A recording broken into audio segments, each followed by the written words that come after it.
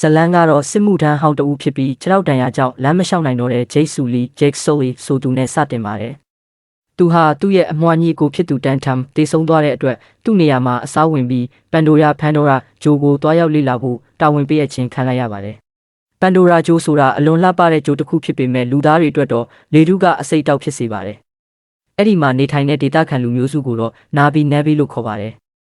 နာဗီလူမျိုးတွေနဲ့ရောနှောနေထိုင်နိုင်ဖို့အတွက်လူသားတွေကသူတို့ရဲ့တန်တဲ့နာဗီတွေကိုပေါင်းစပ်ပြီးအာဗာရာလဗယ်လို့ခေါ်တဲ့ခန္ဓာကိုယ်ထုတွေကိုဖန်တီးထားပါတယ်။ဂျိတ်ဟာသူ့ညီဖြစ်သူရဲ့မျိုးရိုးဗီဇနဲ့ကိုက်ညီတာကြောင့်ဒီအာဗာရာတွေကိုစိတ်လွှဲပြောင်းဝင်ရောက်နိုင်ခဲ့ပြီးလမ်းပြန်လျှောက်နိုင်ခဲ့ပါတယ်။သူ့ရဲ့တာဝန်ကတော့နာဗီလူမျိုးတွေနေထိုင်တဲ့နေရာအောက်မှာရှိတဲ့တမိုးကြီးအနိုတေနီယန်၊ နမ်ကြောက်တုံးတွေကိုတူးဖော်နိုင်ဖို့အတွက်နာဗီတွေကိုသူတို့ရဲ့နေရာကနေဖယ်ရှားပေးဖို့ဖြစ်ပါတယ်။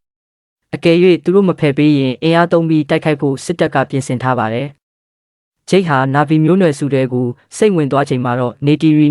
ဆိုတဲ့နာဗီမိန်းကလေးနဲ့တွေ့ဆုံပြီးသူတို့ရဲ့ယဉ်ကျေးမှုဓလေ့ထုံးတမ်းတွေကိုသင်ယူခဲ့ပါတယ်။နောက်ပိုင်းမှာတော့ဂျိတ်တယောက်နာဗီတွေရဲ့ဘဝကိုချစ်မြတ်နိုးလာပြီးနာဗီလူမျိုးတယောက်လိုပဲနေတီရီနဲ့ချစ်ကြိုက်သွားခဲ့ပါတယ်။ဒါပေမဲ့လူသားစစ်တပ်ကနာဗီတွေရဲ့အိမ်မင်ကြီး Home Tree ကိုဖျက်ဆီးဖို့ကြိုးစားတဲ့အခါမှာတော့ဂျိတ်ဟာနာဗီတွေဘက်ကနေရက်တီပြီးလူသားတွေကိုပြန်လည်ခုခံဖို့ဆုံးဖြတ်လိုက်ပါတယ်။ကြီးမားတဲ့စစ်ပွဲကြီးဖြစ်ပွားပြီးနောက်ဂျိတ်ဟာနာဗီတွေရဲ့ကူညီမှုနဲ့အတူလူသားစစ်တပ်ကိုအနိုင်ယူနိုင်ခဲ့ပါတယ်။ဇလန်ရဲ့အဆုံးမှာတော့ဂျိတ်ဟာလူသားခန္ဓာကိုယ်ကိုဆွန့်လွတ်ပြီးသူ့ရဲ့အာဘာတာခန္ဓာကိုယ်ကိုစိတ်ကိုအပြီးအပိုင်လွှဲပြောင်းလိုက်ပါတယ်။ဒီလိုနဲ့သူဟာနာဗီလူမျိုးတယောက်အနေနဲ့ပန်ဒိုရာဂျိုမှာနေတီရီနဲ့အတူပျော်ရွှင်စွာဆက်လက်နေထိုင်သွားပါတော့တယ်။